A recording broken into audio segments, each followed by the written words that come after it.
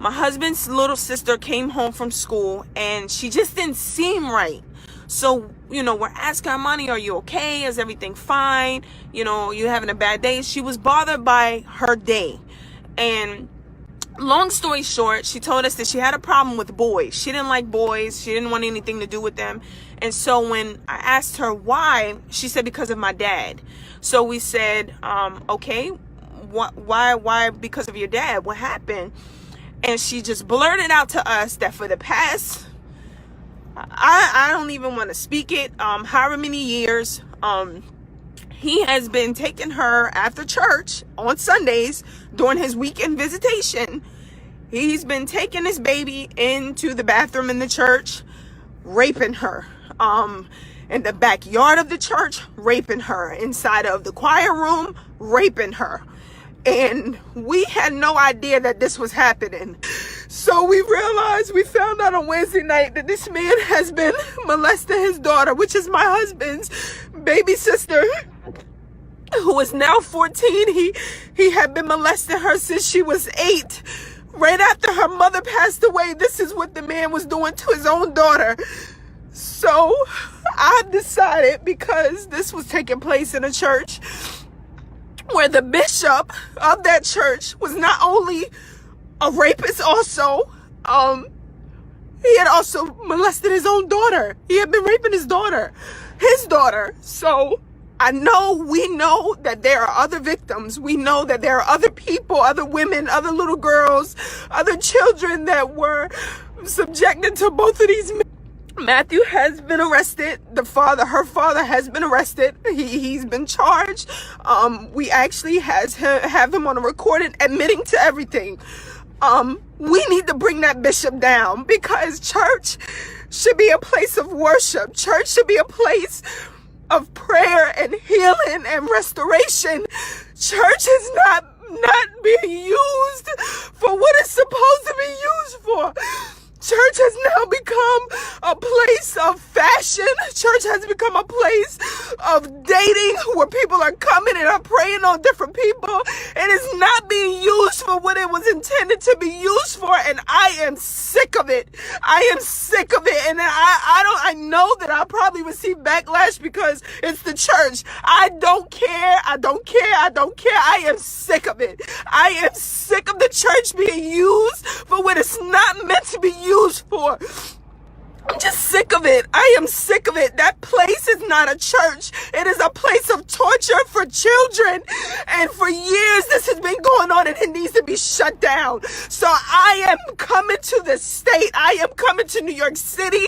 I am coming to the councilmen. I am coming to the senators of this district. I am coming to you, and I am asking on behalf of this baby and this family that you close this church down, because it is not being used as a place of worship. It is not being used for what it was meant to be used for. It is being used as a place to lure children to be molested and to be raped.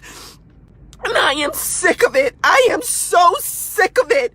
I am so angry, and I just cannot believe that this is the type of things that are happening in the house of God. I cannot believe it. I am so enraged. I am so disgusted. I am so disgusted. I am so disgusted. This baby was an usher in the church. She came to usher and was being raped in the church by her own father, Matthew Gibson, and the pastor, the bishop, his name is Ben T. Gibson. The church is Progressive Baptist Church, 293 Howard Avenue, Brooklyn, New York. The bishop was raping his daughter. He's been raping women in the church. He's been raping little girls in the church. There was a child that had a baby, and they thought that the baby was the bishop's, because this man has used his calling to lure little girls and young girls to have sex with him. And now the son of this bishop was raping his own daughter, which is my husband's baby sister. And we've been raising this baby, and she's been raped for years, and we had no idea. We had no idea, because she didn't tell us. And I'm so devastated. So I pray that you guys talk to your children. Talk to your nieces, talk to your nephews, talk to your grandchildren, talk to your cousins. Because this type of stuff has been happening in the churches for years. And no one is speaking out about it. No one is speaking out about it. They're just allowing this stuff to go on. They're covering it up. And they're just messing kids' lives up. The messing kids' lives up. Babies should not be subjected to sexual abuse from anyone, especially their own father or someone in the church. Kids should feel safe in the church. The church should be somewhere that the baby should feel safe to come and to grow up and know about the goodness of the Lord, not to be raped and not to become victims of sexual crimes. I will not sleep. I will not rest until a bulldozer goes into that building. That place is not a church. You cannot defend a church building. Not the church as a whole. You cannot defend a church building. You cannot defend this. It is wrong. I need people to come forward. I need you to come forward. If you were a victim, if you know someone that was a victim of Ben T. Gibson, of Matthew Antonio Gibson, either one of these two men, it's not okay for the church to be used in such a way to tear a child apart like this. It doesn't make any sense to me. I'm so disgusted. I'm so disgusted. I'm so disgusted. This is not what church is about. This is not what church is for. The Bible says a bishop, in order to be a bishop, should be blameless. You're supposed to be blameless. You're supposed to be blameless, and he's not blameless as a bishop. He is a predator. He is a rapist. He is a child molester, and he needs to be brought to justice as well. I am so hurt. I am so hurt.